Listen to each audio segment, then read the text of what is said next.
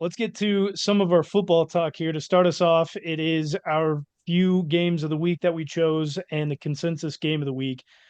First game of the week is Yeah, you must have put that in the other chat because I can't see what you have down. Is it me? Yep. yep, yep, All it right. is you. You put all Uh, that. Oh, I did. I sure did. I went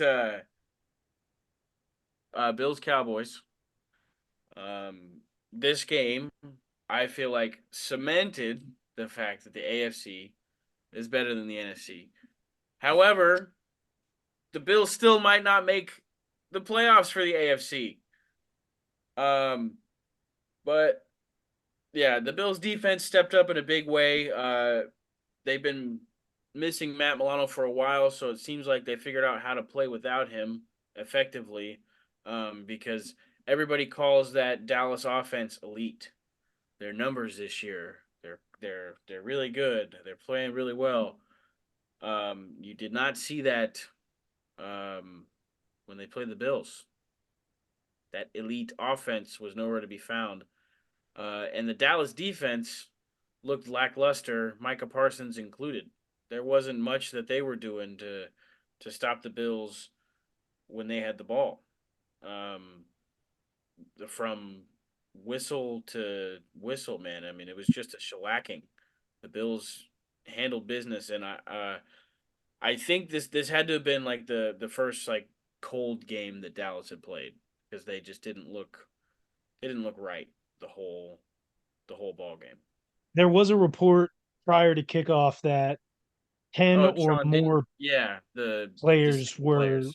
Yeah, ill. So that definitely could have played a role in how poorly the Cowboys played. But more so, I think the biggest factor of this game is this is now the second game that Dak has put up under 200 yards passing. He's put up two fat stinkers this season. There's no way that he can win the MVP, right? I mean, it's pretty much a crapshoot for the MVP anymore, anyways. yeah. The MVP race this year is just ugly. It's not good. Like I don't feel good giving it to Brock Purdy either. It needs to not go to a quarterback. But again, we keep saying My this. vote's It's for turned Tyreek. into yeah. I think I everybody's give it to actual vote Tyreek is for now. Tyreek, but I don't think whoever votes for it is actually going to give it to somebody who's not a quarterback, unfortunately, which is the dumbest thing ever. Dum da dum dum dum. Moving on to the next game of the week over here, Broncos versus Lions. Prime time Saturday night football. First one of a few coming up in the next few weeks. 42-17 Lions. It started off a very, very slow game, didn't know where it was going to go. And then the Lions just exploded for 21 quick points in the second quarter. They kept it going after halftime. Jared Goff ended up with 5 touchdowns in this game. Let's see. Sam Laporta had Two three touchdowns. big touchdowns in this game. He had the first one, he had the third one, and he had the fifth one. So he was ready to go all day. Jameer Gibbs ran one in, then he also caught one from Jared Goff and took it in. And Amon-Ra St. Brown had a touchdown as well. So that's a three-headed monster with those guys right there. Their offense looks to be clicking now after a few terrible weeks. They're looking dangerous. The defense definitely stepped up a lot right there. And the Broncos look like the Broncos again. This is what we expected whenever they were on that win streak. We thought they were going to be a little bit more like this team that we're seeing right now. So it's all evening out to the median right now. And the Lions look like they're gearing up for a home playoff game for the first time since I believe 1992. That's a long, long time. Barry Sanders was what, second year there? Third year? Our third and final game of the week, Tampa taking it over on the Packers. The Packers now have two defeats in a row in December. So that undefeated streak is long gone. My boy Baker coming Cram up it at your with cram hole, LaFleur. my boy Baker, the first quarterback this season to have a perfect quarterback rating at 158.3. And you didn't even pick him. I didn't. I didn't. 381 yards, 4 touchdowns, no interceptions. This guy's having himself a very sneaky, very quiet, good season that will definitely land him as a starter, if not with Tampa Bay again next year, as a starter somewhere else. He's definitely earned himself a role as a starter on some team that will need a quarterback moving forward. I wouldn't pick him. Well, we're also fans of the Chiefs, so we're not taking anybody over Patrick. Even if I wasn't, I wouldn't pick him. Exactly. That's a lie. That is not a lie. One guy you would definitely take on either the Chiefs' current team or pretty much any other team that doesn't have Christian McCaffrey, Rachaad White, having a very loud, good season. 21 carries, 89 yards. He also had another 50 yards receiving and a touchdown from the receiving end as well. A guy who really started his career behind Leonard Fournette and just exploded onto the scene. Nobody really expected him to be as good as he is. A lot of people were questioning him, and he has had a fantastic breakout season. Definitely will get himself some all season honors, most likely, or all team honors. But moving forward, this is going to be a guy who's going to get himself a good contract for a running back after his rookie deal. Yes, Tybo? I mean, what are all team honors? You're All getting a team fine for that stupid bullshit. all pro, first all team, pro, all all team. pro, Yeah, first team, first all team, pro. all No, pro. it's not. You don't call it all team. You get a fine for finding me. That's Why? stupid. Okay. No, You that's get all just team honors. you're the reason. I mean, that's the shit that's getting you flamed on YouTube comments. All right. Keep doing it, people. But the early on in that game, the commentators or the broadcasting crew put a graphic up about how many touches he takes in that offense. Rachaad White. He's responsible for like 41 or 42% of the overall touches, handoffs or receptions in that offense. So he was key to have in fantasy this year. And for the Packers, they're easing themselves out of any playoff contention, even though the NFC, outside of a top couple, is a really, really close race. The Packers are just pushing their way out as they were just trying to battle in. They've got no running backs. Aaron Jones is injured all the time. AJ Dillon, unless he's playing against the Chiefs, can't get anything going this season. They have no true number one because Christian Watson continuously misses games due to injuries this season. And they've got some really good pieces at that wide receiver core, but I don't think I know we talked about it earlier on the season that we maybe think Jordan Love is potentially a guy, but over these last couple weeks has just shown that he might not be it.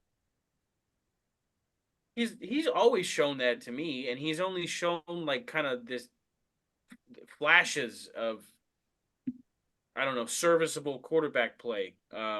He does have a better numbers than Aaron Rodgers' first season playing quarterback for the Packers.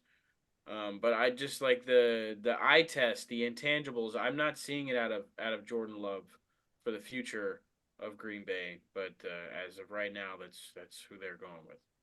Yeah, one of those key intangibles I would say is decision making. Not that he necessarily makes poor decisions constantly like Dak or Zach Wilson, but I think in the ability to make decisions quickly. I think he holds on to the ball too long. I think he has to move around too often. And being able to just read a defense and dissect and move along is something that he has not been able to show thus far in his career. I kind of hope that he shows enough promise the Packers do keep him so they stay irrelevant for even longer. Yes. Our game of the Send their week receivers was our way though. Give me all of their receivers. yeah, no kidding. Just give me one. I'd be fine with just one. Our game of the week, consensus game of the week, is Eagles Seahawks, which was a barn burner down to the end with a backup quarterback in Drew Lock, who we know plenty of here in the AFC West. Guy was absolutely horrible for the Denver Broncos and ended up getting a big win against the Philadelphia Eagles late in the game. Couldn't get anything done with Dak, but the pass to Smith and Jigba at the end there, JSN, was just a dime piece in the back corner pocket. Fantastic play from Drew Lock in that fourth quarter, really the last few minutes, because before that, garbage. I believe it was also roughly a year to date, around the same time that JSN made a catch like that in the Rose Bowl last year from CJ Stroud. Roughly the same spot on the field as well. Whoa. Crazy, man. How do we feel about the Eagles? They've now dropped 3 consecutive games since beating the Kansas City Chiefs. Nick Frauds. Sirianni has not been able to live up to yelling at the fans as he walked into the They're tunnel. getting a little bit of their just desserts, but the 49ers had their own skid earlier in the season. I don't think this means the Eagles are a bad team or frauds or whatever. They are still.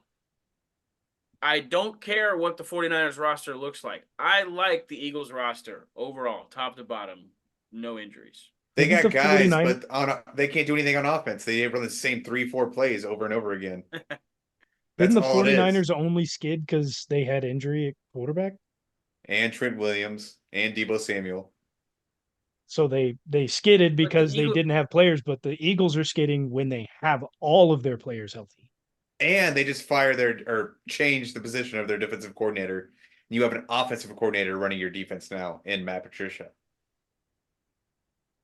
Like they can't even get. You want to talk about their team head to toe? Yeah, on paper, Tybo, this Eagles team is on paper fantastic. They are built well, but their defense is bottom 15. I think bottom 20 for most of this season. Their defense is not very good, and offensively, they haven't gotten a single thing to click outside of the tush push this season. Like true. they were able to beat the Chiefs, but AJ Brown had a 6-game streak of 125 yards. Like it. Yeah. That's all they do is it's a pass to AJ or Devontae, or they run it with Swift or Hurts or tush push. Oh my God! Or they throw it to the tight end, or their No, other they don't. receiver, or they They hand off don't to the throw it to running other back. receivers. Those are their Jesus 3 Christ, big man. things. That's the most vague criticism I've Same ever heard in setups my every entire single life. time. Same sets. They know what the plays are running. They don't have other plays outside of the ones they already have that they run constantly over and over again. They their whole do. game They don't plan is succeed. their whole game plan is to get to third and or fourth and 1 yard. If you can keep them away from that 1 yard on third or fourth down, which teams have shown they've been able to do, this Eagles team can't win. They just can't win if you don't put them in a short yardage situation. I don't think that's true. This team is not that much. That team is not that much different than the team the Chiefs barely beat in the Super Bowl last year. Um, it's whether or not the 49ers beat them in the NFC Championship, it's probably going to come down to those two teams again. I mean, If they aren't that different, why is their defense top 3 last year and bottom 20 this year? I mean, shit happens. It's the NFL, man. Like you can go through a rough stretch. You can go through a little rough stretch of some This bad hasn't play. been a rough stretch. Their defense has been god awful the entire season. No, it hasn't. No, it hasn't. Outside of the first 4 weeks, I believe it is, they've been There's been a couple shows on 20 here or where below. we were singing Jalen Carter's praises. Individual players, sure, they've definitely had individual players standing out, but outside of those individual players, they've actually given up some of the Also, most as passing the or as the receiving reigning yards NFC out of any champions, defense. we know as anybody, you get a tough schedule. You're one of the better teams in the NFL. You get a tough schedule. They're playing the best of the best right now. And what's their record? I think they've got 10 wins. Are they playing the best of the best? I mean, realistically, they've played the Patriots, losing record, Vikings, losing record, Bucks 500, Commies losing record. Rams losing record, Jets losing record. They played the Dolphins, who can't beat a team with a winning record. They played the Commies again with a losing record. The Bills with a losing record. The Bills don't have a That's losing record, you fucking idiot. not anymore. They had a 500 record when they played them.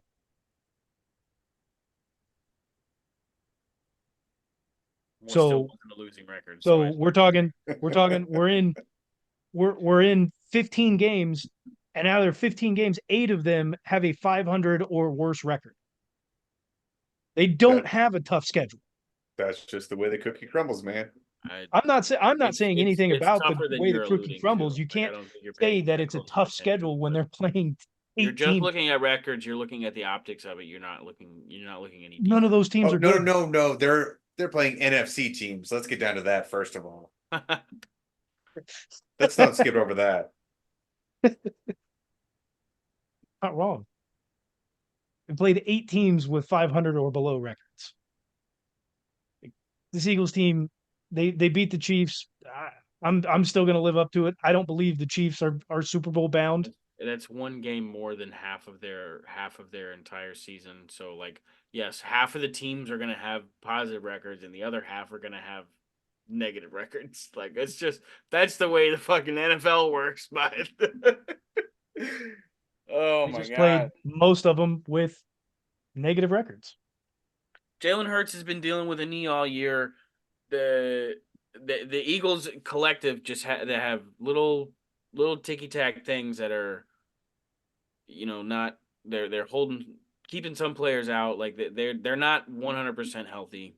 They, as every team in the NFL at this point in the season is, like, people are out. Some people are just coming back. Like, when the Eagles are truly 100% healthy, or if that ever comes around, the Eagles are still a formidable force in the playoffs, especially in the NFC. I'm gonna stop beating a dead horse, but it's gonna come down to the Niners and the Eagles.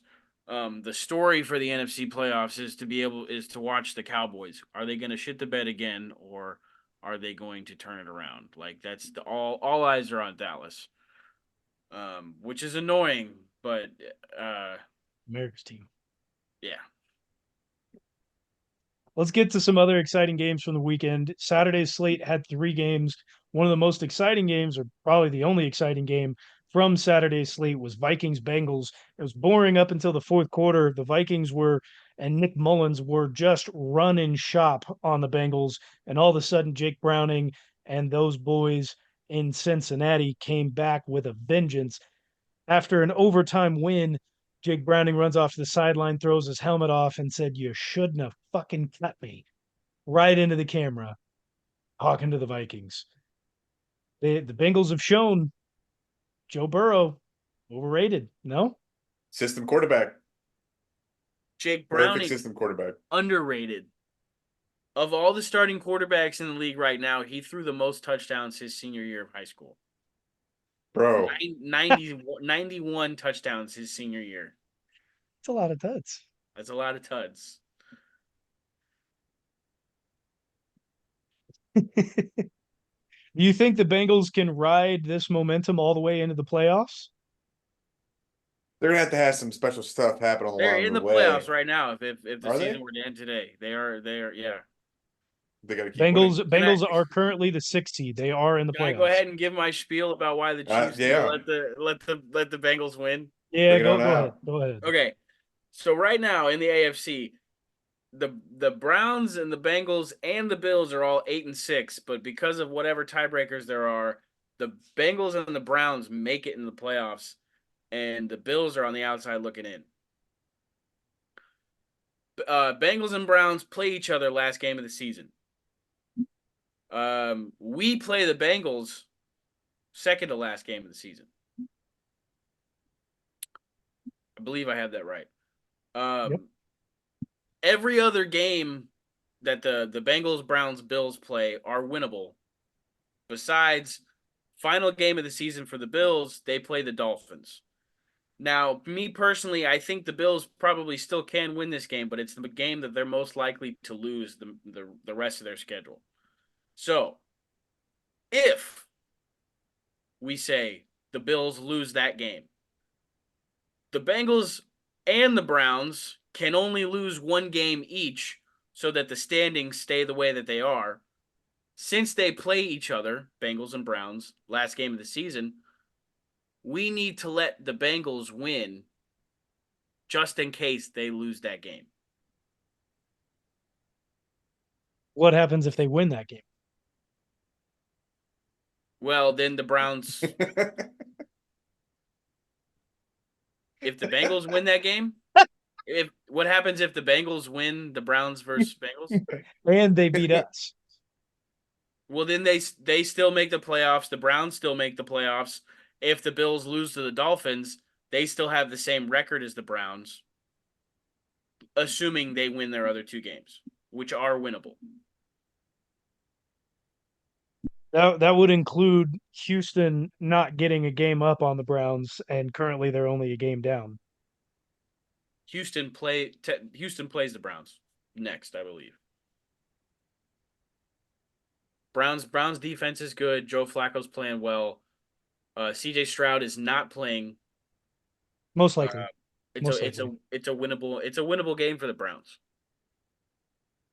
Bengals play Steelers, which is a winnable game for them.